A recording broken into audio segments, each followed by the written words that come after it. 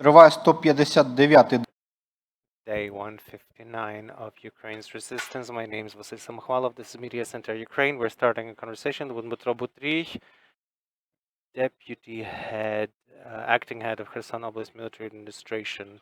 Hello, sir. Hello, Slava Ukraini. Dmytro, over the past 24 hours, the Kherson region reports several powerful operations by the Ukrainian military forces. They were talking about Nova Kakhovka and Skadovsk. We've heard reports about an attack on an echelon of Russian technology and tanks. Okay, so these are not the events of the past few days. These are events of the past few weeks, I would say, perhaps more. Our armed forces have been working very hard, have been hitting the enemy effectively and precisely where it hurts. The storage, the personnel, logistical centers, bridges like the Antonievsky Bridge, the new Novakakhovka Dam. There have been attempts to repair something, create some kind of crossings. But as far as the last few days, yes, we've had an echelon, the echelon of ammunition. Yes, we can see you. The Kalanchak area, there have been airstrikes in the Olhino village, around the Olhino village, also on the storehouses and personnel. So I think that I think it's time for them to get out.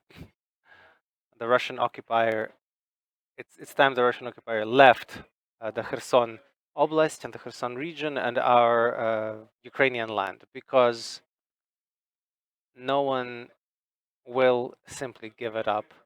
It's the territory of our state.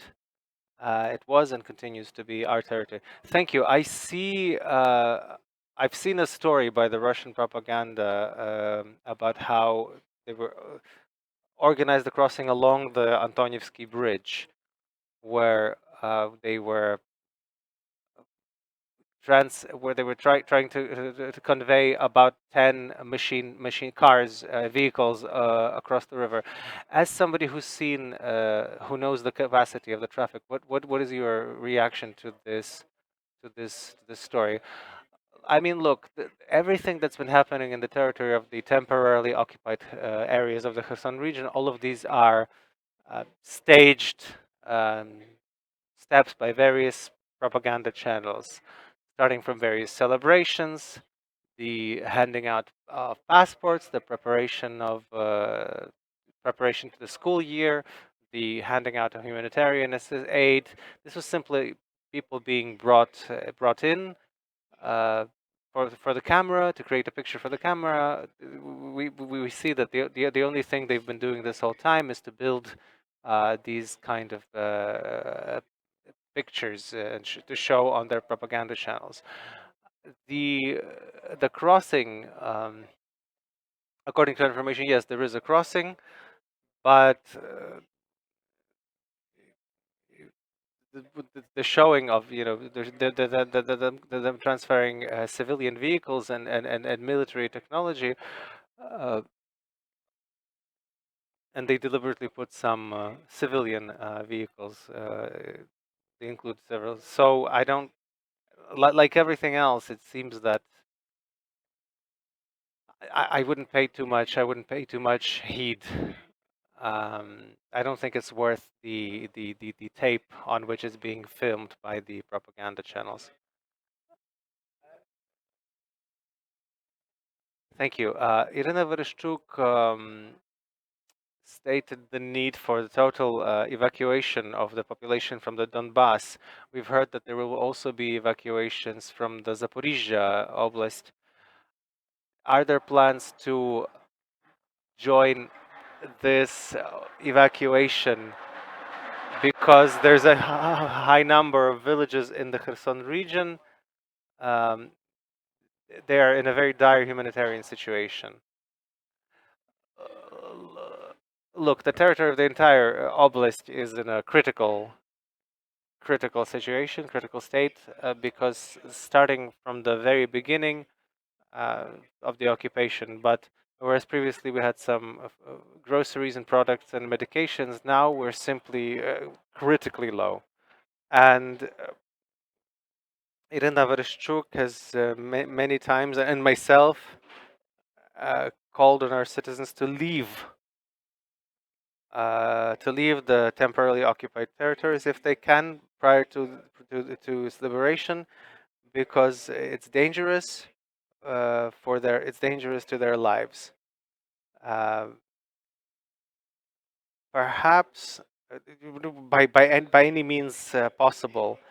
You know that there's massive pressure on our educational workers, on our school workers, teachers who have remained in the occupied territories, and the orcs are trying to start the school year according to their curricula. So our teachers are being threatened.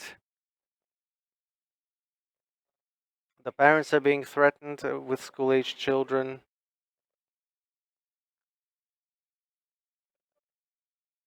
So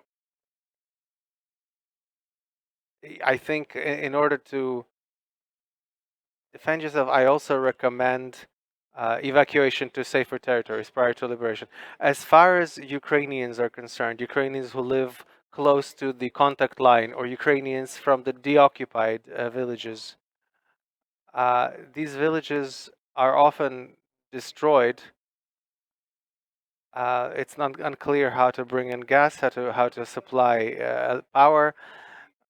What are the problems you're facing, and what is the strategy about these villages?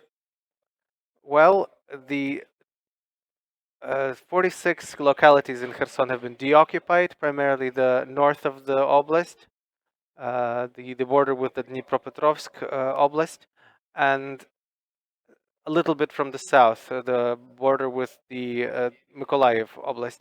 Yes, there are villages that are practically destroyed, 90%.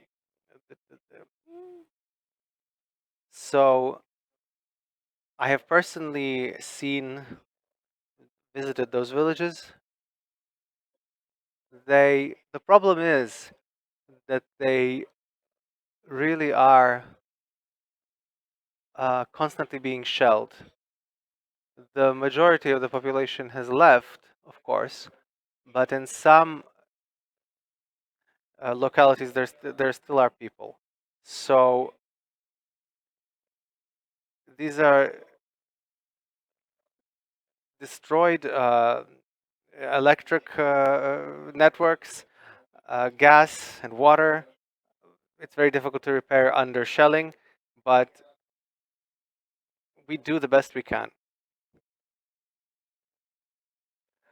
Um, the water supply, generators, and everyday people risking their lives. But the best we can do is restore. We restore whatever we can, but it's taking its time, and it's very dangerous. How do you assess the moods? What's the mood like in the occupied territories? Do people keep believing that the armed forces will return soon, or are they starting to accept their fate? I will say that people in the temporarily occupied territories are awaiting the return of the armed forces of Ukraine. The small number of traitors are not representative of the entire population of our Kherson Oblast. It's not even 1%. It's just individual instances saying something as one of the recent people said, our joy is unity with the Russians, but people don't heed them. People listen to the state of Ukraine and to the armed forces, and they await the return of the armed forces and the liberation. They were and remain patriots of their country. I think when things were only starting, when this temporary occupation was only starting, you saw the massive rallies of people coming out with Ukrainian flags and telling the Russians where they can go. We too await the liberation of the Ukrainian territory. Thank you very much. With us was Dmytro Butriy, acting head of the Kherson Oblast military administration, to discuss the situation in the Kherson Oblast. We will return tomorrow. See you